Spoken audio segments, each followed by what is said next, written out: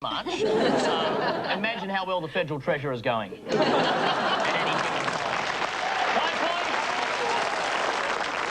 How do astronomers get something so wrong? I mean, these are the same guys who are watching the skies for signs of intelligent life. You know, obviously they've looked around their own office, they couldn't find any, and figured it must be up in space with all of its scary rocks. Before the show, as we took cover in our underground asteroid shelters, both teams were given 3 clues to a recent strange but true story. For Robbins, Parsons and Naylor, a Geiger counter. I've been told this is going to make a noise if I point it at the clock. Scary clock. Clock of death. Lunch. It's clicking more off the lunch than the clock. And a dolphin. Hey. A pond taking a catch. You don't see that too often, ladies and gentlemen. And from across and Spencer and Stott the Spoil, we have a knife in the back. Now I know how you guys felt about 6 months ago. Bread dough. And lederhosen. I don't have to wear these, do I? Put the leather pants on. Tim Fisher would. With a wear them on his head, though. Spot the Bull starts the second round. Andy, Australia has a pompous federal treasure by the name of Peter Costello. And hi, Pete, if you're watching, look, you got your name on the telly. Anyway, this week, the treasurer we had to have has been making all sorts of grandiose statements. Which one of these statements did he actually make? Will not resile from improving the tax system. We have made a solemn vow. Or did he say, now is the time in this tax debate to let hope triumph over fear? Or did he say, tax reform is not for the feeble, tax reform is for the bold, and this government is bold? Andy, you who know nothing about the Australian sort of tax system. Well, I know a little bit about Peter Costello because I bought his records years ago.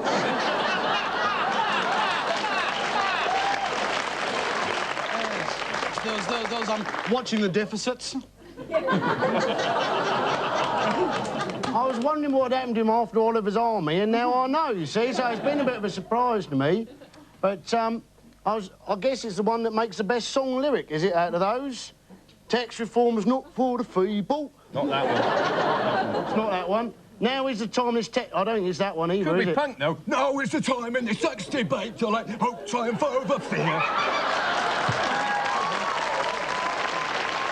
I think, given that he's some sort of an accountant, is going to be the dullest one, because, frankly, having an exciting accountant, that's having a monkey that doesn't wank, that, isn't it? I'm going to go for number 1, Paul. Want to have another crack at that, Andy? Do you want to think pompous? Is that what I've got to think, pompous? Well, you could think pompous if you want to think pompous, or just right. So is it a choice between 2 and 3? You're trying to give me a little... How much help do you want? I'm going to go for number 3. I think that's good. Oh, sorry. Oh, great. Now you've got Chris the Master. opposition team going good on you. So let's She just felt sorry for me. English. I like to see the English on the programme. I feel sorry for Mikey, right? 2 poms in Australia. We're going to score a lot, aren't we? Going to be 0 points at the end of the show and a little duck walking across the screen. Excuse me, did I get the question right or not? Well, I don't know. Let's just see now if Mr. Parsons was right. Now is the time, in this tax debate, to let hope triumph over fear. Did I not help him? No, now he is wasn't. the time when you're taxed him. Did I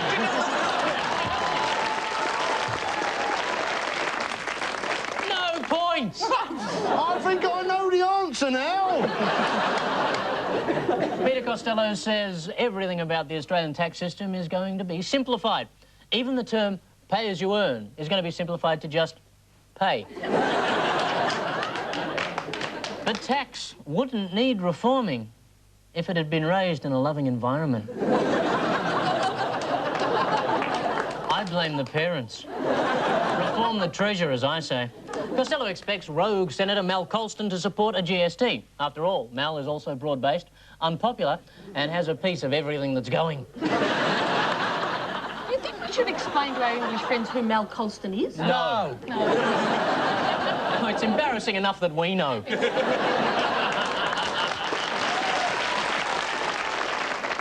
Adam, Communications Minister Richard Thunderbird 4 Alston, reckons the entire planet is mad keen on selling off the rest of Telstra.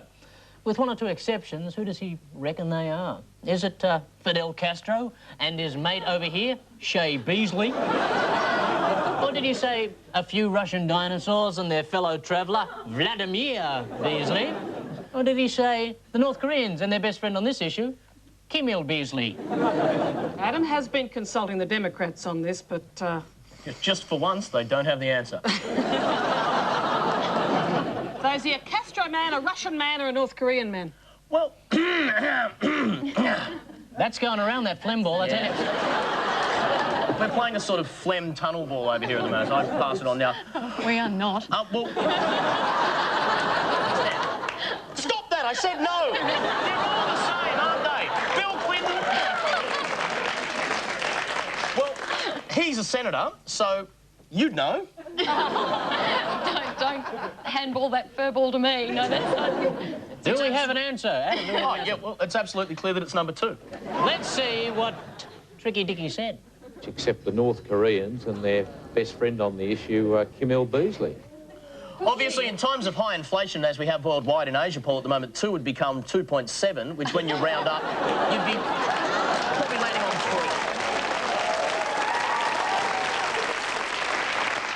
3. That was fantastically desperate. No points! No points, sorry about that. The Prime Minister says floating the rest of Telstra will get foreign debt under control, free up more money for health and education, and allow great public works to be completed. Well, I don't understand. I thought electing the coalition in the first place was supposed to do all that. The good news is many of those expected to invest in the second float are mum and dad investors. They're people who are willing to sell their own parents to buy shares. And now the return of Warren. 3 headlines about the same subject, but their identity has been traditionally concealed by the name... I'm touched you will remember. Henry, your headlines. Warren hatches a new plot. The tough life and times of Warren. Warren's test tube genius.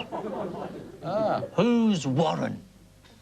See if you can be as good as Andy. I've absolutely no idea. Oh, you are tell as you- good as me then, mate. Yeah. That's absolutely right. Is it Madonna?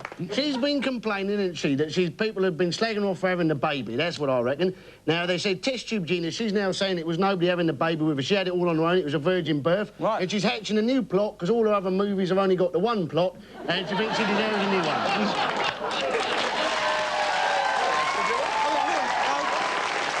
I think our friend here is close, but actually it is someone in the media. It's a woman in the media, because not many blokes have test tube babies, which shows why science is stupid. I think it might actually be a film person, a director, a woman that was in tax... Called Warren?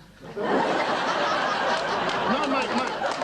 Have I got this wrong? No. Have I got this wrong? And for God's sake, how do they ever get an empire? Why do you think we lost it? I mean, now I know how our boys felt in Singapore. I'm being left behind.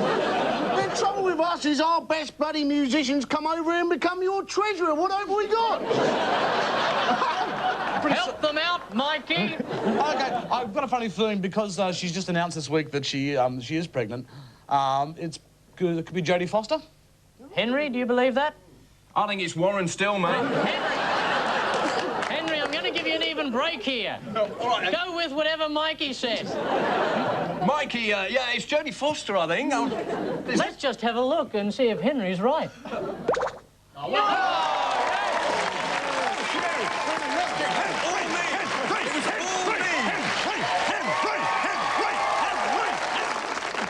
It is Jodie Foster.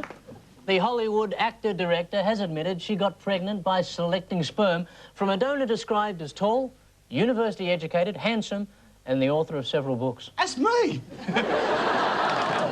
But so what if Foster's sperm donor has published several books? He might be the author of Mein Kampf, or Where's Wally, or The Good News Weekly. Available wherever good books are sold. And how does Jodie know this guy is all the things he says he is? If he's so tall, handsome and smart, how come he has to go to a sperm bank? I reckon the only thing Jodie can be absolutely sure of is that her donor can aim into a little plastic cup. Are you saying it's Tiger Woods?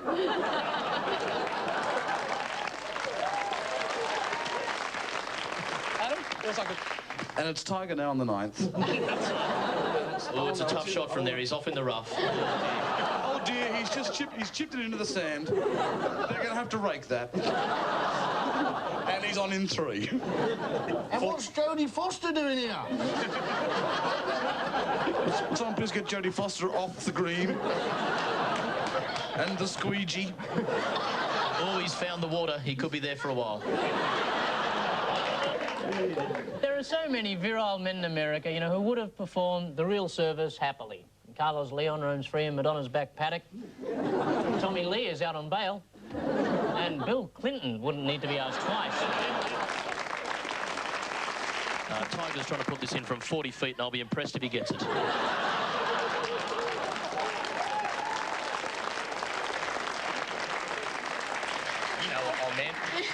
Senator's laughing. Senator's laughing. All right, Senator, 3 headlines for you. Warren says mother was kidnapped, but was she? Or was it stop screwing around with trade, Warren tells Clinton? Of course, Warren is weird. After all, he's a genius. It's probably the first time a genius has been in the federal cabinet room. I think there is a pattern emerging here. Fantastic. Actually, no, I think the cleaners go in twice a week.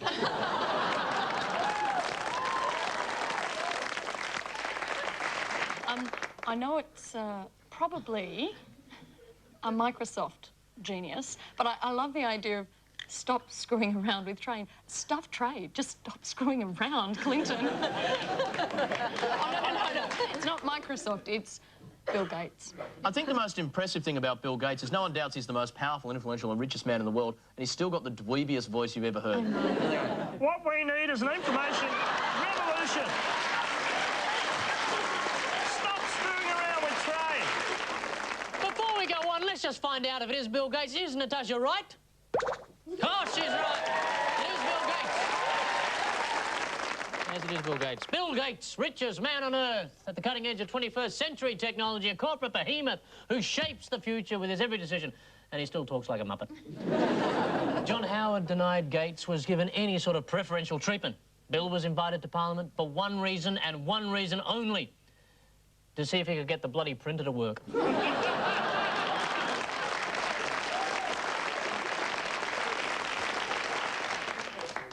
And he couldn't.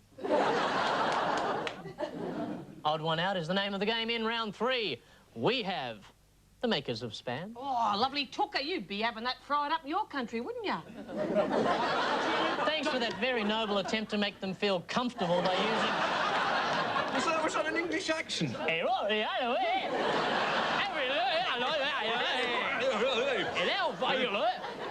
Spam is, in fact, an anagram of spiced ham, so they could have had pish-sham instead, couldn't they? Listen, we had a guy at school who used to be able to shotgun a Spam by putting a little pen in the bottom and just going... Yeah, but only at 21st. Yard glass of Spam. Yes, we could talk about Spam until the cows come home, but there are 3 other items to get through here before the end of the night, and they might not be as funny as a can of Spam. But let's just move on and see what we can get out of them, OK? So we've had the Spam. Now we're going to have a groovy Pope. And we're moving right along now to the 3rd big, funny, guffaw, humorous item, which is Anna Nicole Smith. Those breast implants are not silicone. No. They're Spam. What is she doing that? What's she looking down at? She's not going to see the tambourine there, is she? And our 4th really funny item is Bill Clinton. You can see why women go crazy for him, can't you? Can we have a odd one out? It has something to do with the Pope and his supposed apology to our Jewish friends this week. I'm going to throw it over here for a second. There is a Jewish connection. We've got the Pope hedging his bets with a sort of kind of apology to the Jews. We Catholics, we tried to save a few, couldn't save them all. So, we've got Clinton loves loves the Jews, always trying to bring peace in the Time Middle and time East. again. And there is a Jewish connection with the lass with the large breasts. Apparently, Anna Nicole Smith gate crashed the party of, I think, a bar 13-year-old's mitzvah? bar mitzvah. Yeah, And I mean, most kids get, like, you know, a wallet or a key card. He got, Dad, I love you! I know what it is. Have a go at this. No, I want to finish off. It's spam's the odd one out because Jews don't go anywhere near spam. What with, as the Englishman pointed out, it's spicy ham. Whereas all the rest have got a Jewish Oh, I'm just the Englishman now, am I? Oh, women, they're so fickle, aren't they? No. You know, it's clearly a ham answer, right? Anna Nicole Smith, right, is the biggest ham actor you'll ever see. There's ham in Spam, and Clinton, he does a lot of porking. Absolutely, that is correct. The Pope's the odd one out. He's the only non-pork-related product. Absolutely. 2 points each. Congratulations. It is the spam, OK? The others have at least tried to make the Jews happy. Former Playboy model, actress, wife of 92-year-old billionaire beanbag with lips, Anna Nicole Smith, was arrested recently after gate crashing a bar mitzvah and dirty dancing with the 13-year-old guest of honour. Maybe she's having, you know, trouble finding another 92-year-old, so she thought she'd collect 7 13-year-olds instead. Anna says she hasn't even considered marriage with the boy, but if it does happen, she won't get caught out again. This time she'll make sure she gets half his pocket money, half his paper round, and all of the cubby house. The young man, Evan Weiss, is extremely confused. Now he thinks having to rub uglies through corduroy with a silicone-reinforced bimbo is part of ancient Hebrew tradition. All right, then, let's wrap it up. Mikey, Andy, Henry, your strange but true clues were a Geiger counter, Wow. lunch, and a dolphin. Can't the guy the dolphin? Yeah, you have a go, mate. It's for dancing. It's actually the dolphin is the dolphin. Great, mate. Dolphin's all right to drive. The dolphin's actually emblematic. It stands for, like, all things good and herbal and hippie-like and Greenpeacey. There are birds who live near... Where are the birds? The birds are real. They live in England. This is bread, mate. For the birds. The birds live near a nuclear power plant, right? You know, bad real estate deal. And the birds are eating stuff near the power plant, and Greenpeace are frightened that the birds are flying around the country and they're radioactive. So the dolphin's not real, the birds are, and they're radioactive, and they're coming to a town near you. What about the clock? That's just there so the Geiger counter goes off. What about the plate? That's just holding the bread up. What about the water? That's for the dolphin! It is right. I'm going to give you 3 points for that. Oh, thanks.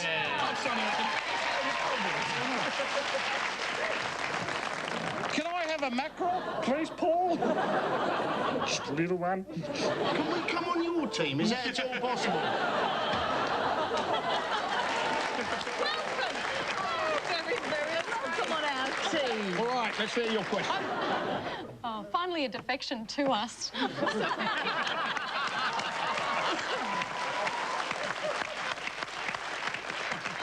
Even though everyone's deserted Mikey, he is right. Oh, Mikey! Mikey, you're right, Mikey! That's right. Come back to me and Flippy here when you're in trouble. You're just like Button Sandy. Greenpeace says pigeons living near Britain's Sellafield plutonium reprocessing plant are picking up so much radioactivity that they've become flying nuclear waste. But there are advantages to glow-in-the-dark pigeons. For example, tether a bird to a pole and you've got a street light that runs on breadcrumbs. The natural predator of the pigeon is the cat. And if there's one creature on the planet even more dangerous than Saddam Hussein, it's a cat with nuclear capabilities. Julie, Adam, Natasha, your story is somehow tied up with the knife in the back, red dough, and lederhosen. These pants are symbolic, Senator. What would you say they'd be symbolic of? I think Lederhausen would have to symbolise Austrians. A famous Austrian family. Yes, the hills are alive with the sound of squabbling. They're squabbling over dough, which, of course, is a metaphor for money. So essentially, instead of the hills being alive with the sound of music, evidently descendants of this family are engaged in vicious legal action. That's represented by this simple, dangerous knife. What this story is detailing, Paul, is the collapse of the decent, smiling, loving, caring, 16, going on 17, doa dear, female dear. Shut up, please!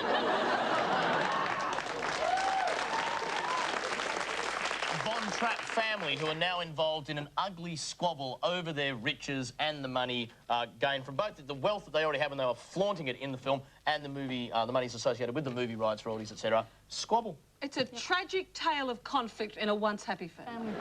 You are right. Bitter legal battles are being fought between the surviving members of the Von Trapp family as they grapple for control of a multi-million-dollar empire spawned by The Sound of Music. That's right. The Von Trapps made millions from the movie, but the Nazis got nothing. The problem is the family found the controlling interest in the company was held high on a hill by a lonely goat herd. Thank you. But questionable morals run in the Von Trapp family. After all, their father did seduce a nun. But what a nun. Along with the new Broadway production, there are also plans to release the director's cut of the Sound of Music movie, where the Von Trapps are actually caught by the Germans and forced to wear unflattering national costume for the rest of their lives. Mikey Robbins, Andy Parsons and Henry Naylor scored an Alpine 13 points. It puts them neck and neck with Julie McCrossan, Adam Spencer and Natasha Stottespoyer on 13 points.